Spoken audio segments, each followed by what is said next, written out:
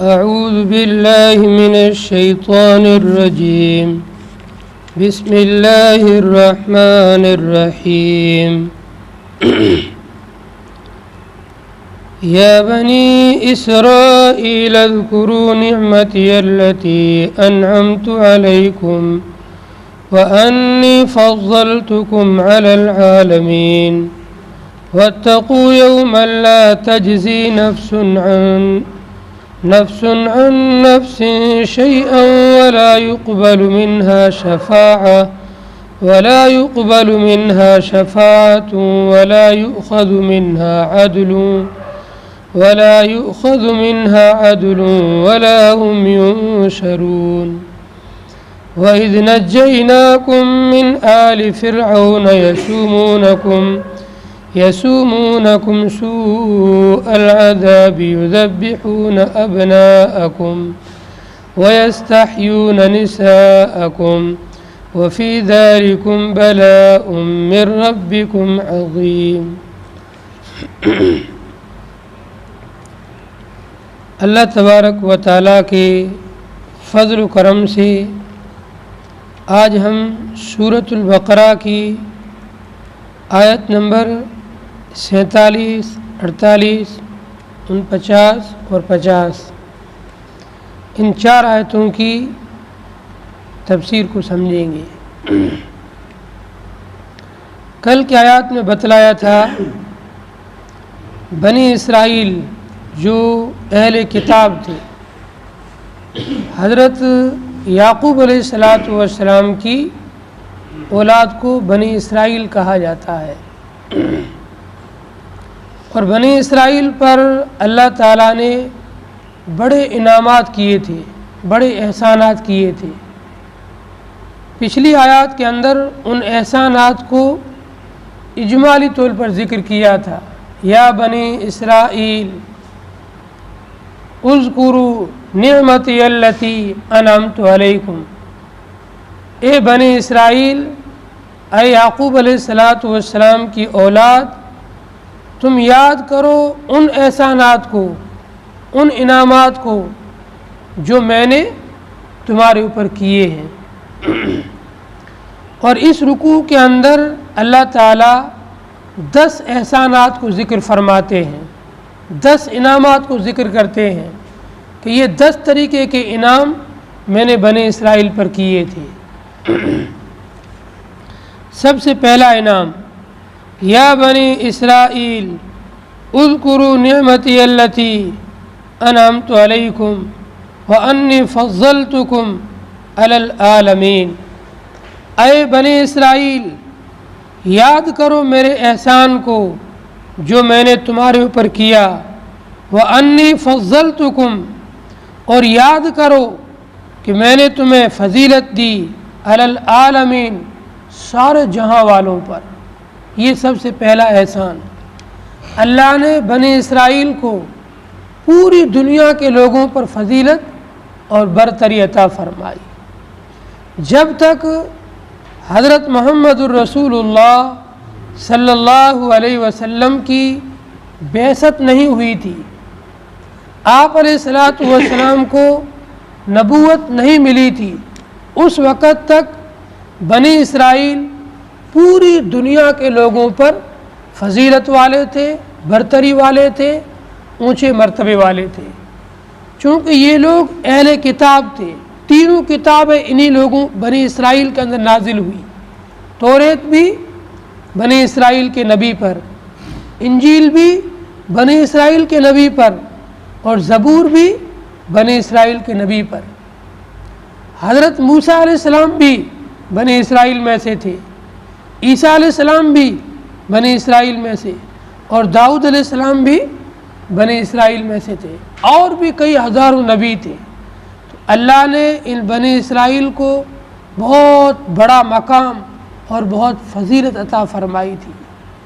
پھر جب نبی علیہ السلام کی بعثت ہوئی تو آپ نے بنی اسرائیل سے کہا، اگر تم میرے آخری نبی حضرت محمد الرسول اللہ صلی اللہ علیہ وسلم کو مان لو گے، تسلیم کر لو گے، ان کی دعوت کو اور پیغام کو قبول کر لو گے تو یہ فضیلت اور برتری تمہاری باقی رہے گی، قائم رہے گی، اور اگر تم نے ان کو نہیں مانا، ان کو ٹھکرایا، پھر یہ فضیلت تم سے چھن جائے گی۔ بنی اسرائیل نے تسلیم نہیں کیا، مانا نہیں، آخری نبی کی مخالفت شروع کر دی، ان کے دشمن بن گئے، تو اللہ نے ان کے اوپر ضربت علیہم الذلۃ والمسکنۃ وباءوا بغضب من اللہ، جو ان لوگوں کو فضیلت حاصل تھی، برتری حاصل تھی، اس کو ذلت میں اور رسوائی میں بدل دیا۔ دوسری فضیلت، واتقوا یوما لا تجزی نفس عن نفس شیئا ولا يقبل منها شفاعة ولا يؤخذ منها عدل ولا هم ينصرون۔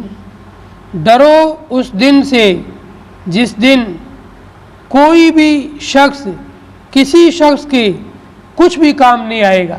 نفس کے معنی جاندار، کوئی جاندار، ان نفس کسی جاندار کے بھی، لا تجزی کام نہیں آئے گا، شیئن کچھ بھی۔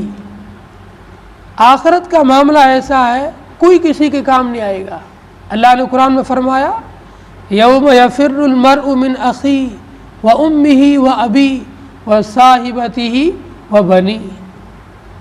میدان محشر میں جب اجتماع ہوگا، جب سب کو بلایا جائے گا، باپ بیٹے سے بھاگے گا، ماں بیٹی سے بھاگے گی، دوست دوست سے دور بھاگے گا، کوئی کسی کا پرسان حال نہیں ہوگا، نفسی نفسی کا عالم ہوگا، کوئی کسی کی سپورٹ، مدد، ہیلپ کرنے کے لیے تیار نہیں ہوگا۔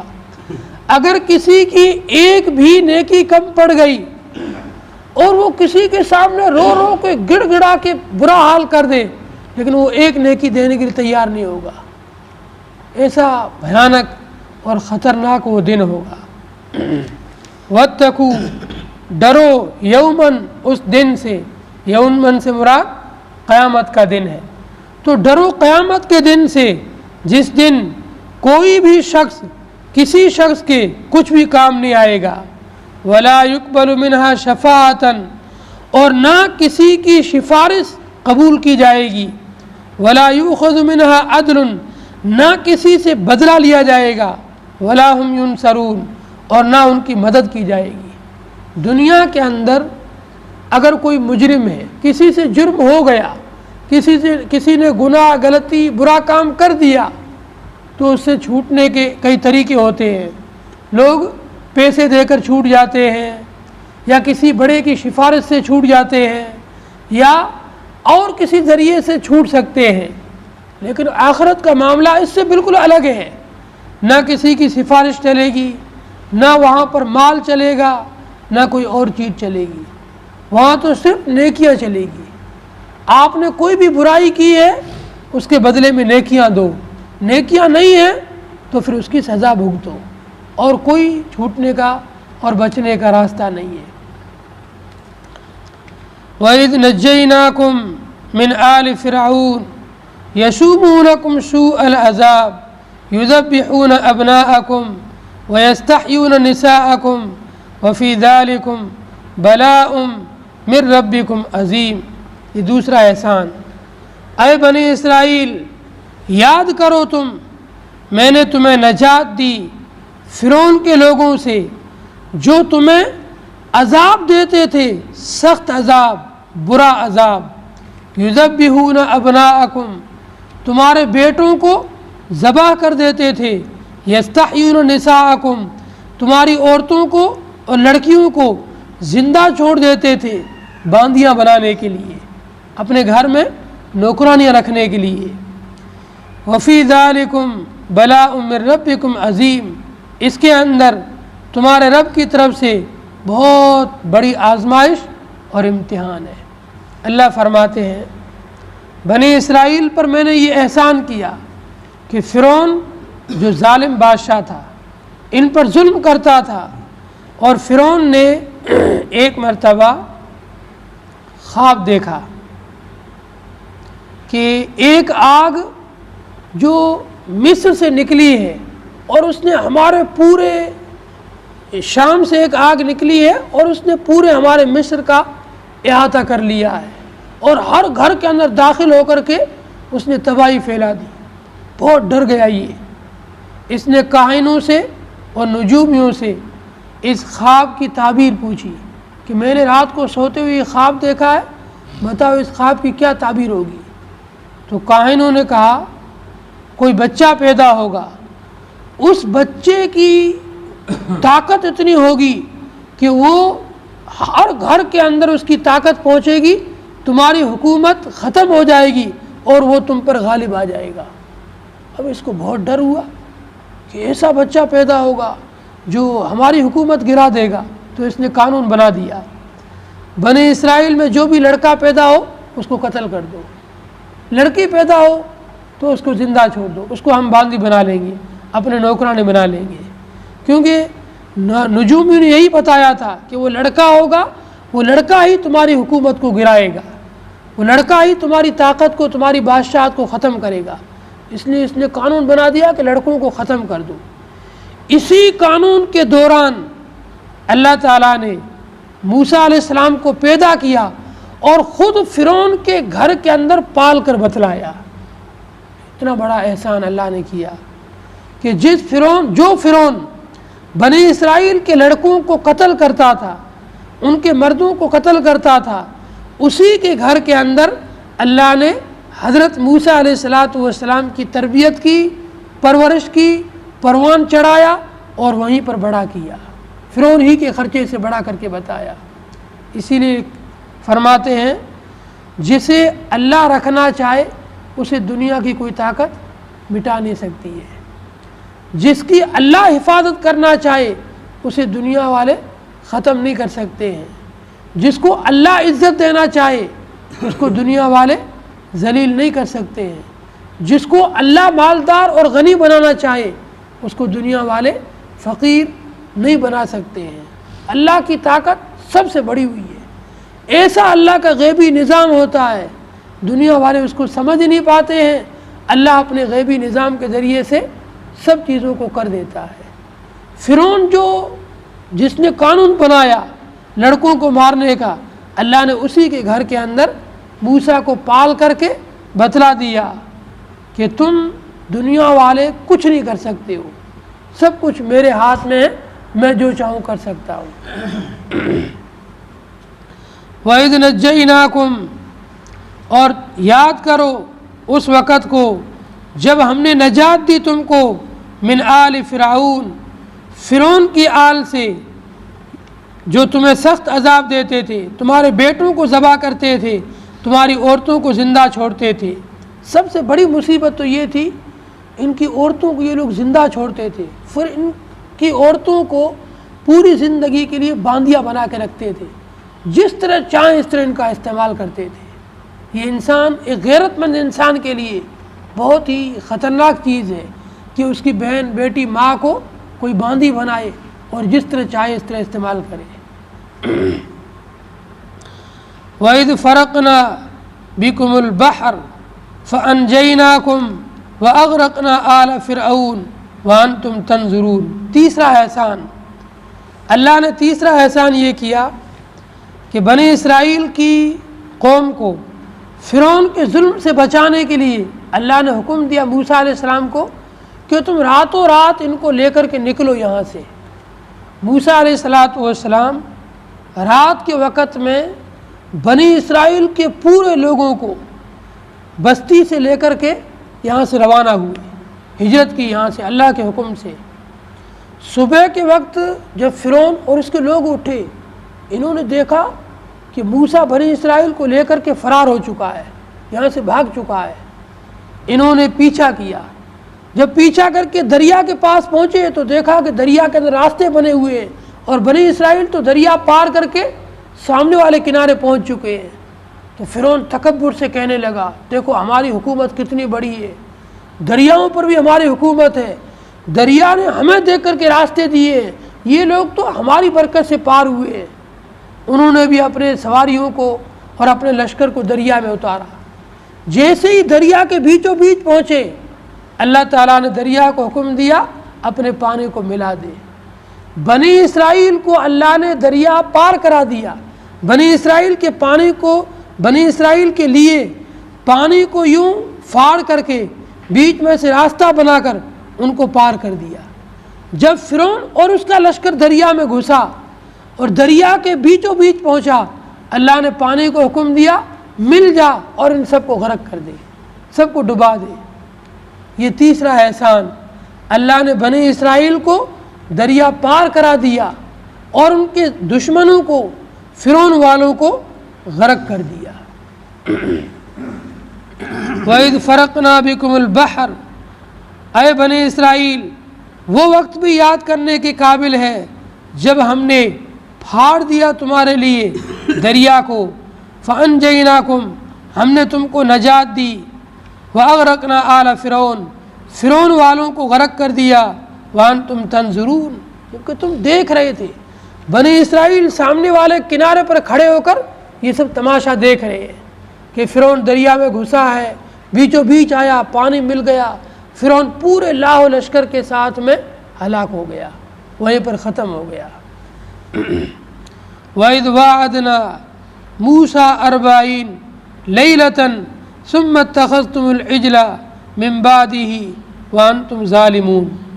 چوتھا احسان، اے بنی اسرائیل وہ وقت بھی یاد کرنے کے قابل ہے جب ہم نے وعدہ لیا موسیٰ علیہ السلام سے 40 رات کا، ثم اتخذتم العجل من بعدہ تم نے اس کے پیچھے بچھڑے کو معبود بنا لیا، وانتم ظالمون جبکہ تم ظالم تھے۔ اللہ تعالیٰ اپنے احسانات کے ساتھ بنی اسرائیل کی ناشکری کو بھی ذکر کر رہا ہے کہ اللہ تعالیٰ ان پر احسان کرتے جا رہے ہیں اور بنی اسرائیل ناشکری کرتی جا رہی ہے۔ چوتھا احسان یہ کیا کہ اللہ تعالیٰ نے بنی اسرائیل کے لیے ایک ہدایت کے لیے، رہنمائی کے لیے کتاب دینے کا ارادہ فرمایا، توریت دینے کا ارادہ فرمایا۔ لیکن توریت کو دینے کے لیے، کتاب کو دینے کے لیے موسیٰ علیہ السلام کو 40 دن کے اعتکاف کے لیے، 40 رات کے اعتکاف کے لیے کوہ طور پر بلایا۔ یہ وہی مہینہ تھا جو ابھی چل رہا ہے، ذی قعدہ کا مہینہ پورا اور ذی الحجہ کے 10 دن، یہ 40 دن موسیٰ علیہ السلام کو اللہ نے اعتکاف کرایا، کوہ طور پر بلایا اور اعتکاف کرایا۔ 40 دن موسیٰ علیہ السلام یہاں رہے، پیچھے قوم گوسالہ پرستی، بچھڑے کی پوجا میں لگ گئی۔ ان کی قوم کے اندر ایک اور آدمی تھا جس کا نام موسیٰ سامری تھا۔ یہ نبی جو ہے نا، یہ تو موسیٰ کلیم اللہ ہے، وہ جو منافق تھا وہ تھا موسیٰ سامری، اور اس کی پیدائش کا بھی عجیب و غریب معاملہ ہے، وہ بھی آگے قرآن میں آیت آئے گی جب اس کی تفصیل بتائیں گے۔ تو اس سامری نے کیا کیا، بنی اسرائیل کے پاس، عورتوں کے پاس جو زیورات تھے، ان زیورات کو جمع کیا، ان کو کوٹ کر کے ایک بچھڑے کی شکل بنائی، مورتی بنائی بچھڑے کی، اور جہاں پر جبریل کی سواری کے قدم پڑتے تھے وہاں سے وہ مٹی اٹھا کے لایا تھا۔ اس مٹی میں یہ تاثیر تھی، جس چیز میں اس کو ڈالتے تھے وہ چیز زندہ ہو جاتی تھی۔ تو مٹی اس سامری کے پاس تھی، اس نے اس مورتی کے اندر مٹی ڈالی تو مورتی عجیب و غریب قسم کی آواز نکالنے لگی۔ سامری کہنے لگا بنی اسرائیل سے، دیکھو یہ تمہارا معبود ہے، تم نے کبھی بچھڑے کو بولتے ہوئے دیکھا؟ یہ بول رہا ہے۔ کہنے لگا ہاں بول تو رہا ہے، تو بس یہی خدا ہے۔ پوری قوم گمراہی میں پڑ گئی، اسی کی پوجا شروع کر دی، عبادت کرنے لگے۔ موسیٰ علیہ السلام جب 40 دن پورے ہوئے، اللہ نے موسیٰ سے کہا کہ جلدی جا، تیری قوم پیچھے بت پرستی میں لگ گئی ہے، بچھڑے کی پوجا کر رہی ہے۔ موسیٰ علیہ السلام بہت غصے میں ہوئے، ایسے نافرمان لوگ، ایسے ناشکرے لوگ، اللہ نے کتنے احسان کیے، جہاں والوں پر فضیلت دی، دشمن کو ختم کیا، اور دریا کے اندر سے راستے بنائے، سب کچھ کیے احسانات، اور پھر بھی یہ لوگ ناشکری میں پڑے ہوئے ہیں۔ موسیٰ علیہ السلام نے آتے ہی سب سے پہلے تو ہارون علیہ السلام اپنے بھائی کو پکڑا، بال سے اور داڑھی سے ان کو مارنا شروع کیا۔ انہوں نے کہا میں نے خوب سمجھایا لیکن میری بات انہوں نے مانی نہیں۔ پھر قوم کو جو حکم نازل ہوا تھا اللہ کا وہ بتلایا۔ وَإِذْ وَعَدْنَا مُوسَىٰ، وہ وقت بھی یاد کرنے کے قابل ہے جب ہم نے موسیٰ علیہ السلام سے وعدہ لیا 40 راتوں کا۔ رات کا ذکر اس لیے کیا ہے کہ رات کی عبادت اللہ کو زیادہ پسند ہے۔ حدیث میں آتا ہے کہ اللہ تبارک و تعالی رات کے اخیر حصے میں خود آسمان پر آتا ہے اور اعلان کرتا ہے کوئی مغفرت چاہنے والا میں اس کی مغفرت کر دوں، ہے کوئی روزی کو طلب کرنے والا میں اس کی روزی میں کشادگی کر دوں، ہے کوئی بیماری پریشانی میں مبتلا میں اس کی بیماری پریشانی کو دور کر دوں۔ اور اللہ نے جہاں قرآن میں ذکر کیا ہے عبادات کا، وہاں رات کے وقت کی عبادت کو خاص بیان کیا، فتہجد بہ نافلۃ لک، اے نبی جی رات میں تہجد پڑھو۔ یہ تہجد قرب خداوندی کا خاص ذریعہ ہے۔ ثم اتخذتم العجل من بعدہ، پھر تم نے بچھڑے کو معبود بنا لیا موسیٰ علیہ السلام کے جانے کے بعد، وانتم ظالمون، تم ظالم تھے۔ پانچواں احسان، پانچواں انعام، ثم عفونا عنکم من بعد ذلک لعلکم تشکرون، پھر ہم نے تم کو معاف کر دیا اس کے بعد بھی تاکہ تم شکر گزار بنو۔ تم نے اتنا بڑا جرم کیا، اتنا بڑا گناہ کیا، اللہ کو چھوڑ کر بچھڑے کو معبود بنا دیا، تو بھی میں نے تمہیں معاف کر دیا۔ یہ پانچواں احسان۔ اگلی آیات کے اندر 5 احسانات اور ہیں، ان کا تذکرہ انشاءاللہ کل کریں گے۔ اللہ تعالیٰ سے دعا ہے کہ اللہ تعالیٰ ہمیں عمل کی توفیق نصیب فرمائے۔ اللہم صلی علی محمد عبدک ورسولک وصلی علی المؤمنین والمؤمنات والمسلمین والمسلمات، ربنا آتنا فی الدنیا حسنہ وفی الآخرۃ حسنۃ وقنا عذاب النار، یا حی یا قیوم برحمتک نستغیث۔ یا اللہ ہم سب گنہگار، خطا کار، عاصی نافرمان بندے ہیں، ہمارے گناہوں کو معاف فرما، خطاؤں سے گزر فرما، سیئات کو حسنات سے مبدل فرما۔ یا اللہ ہر وقت تیرے احسانات ہم پر ہو رہے ہیں، تیرے انعامات ہو رہے ہیں، تیری ہی زمین پر رہتے ہیں، تیرے آسمان کی چھت کے نیچے رہتے ہیں، تیرا دیا ہوا رزق کھاتے ہیں، تیرے پانی پیتے ہیں۔ یا اللہ تیری ہوا سے فائدہ اٹھاتے ہیں، تیرے ہی زمین پر تیرے نظام کے تحت چل رہے ہیں۔ یا اللہ ہمیں شکر گزار بندوں میں شامل فرما۔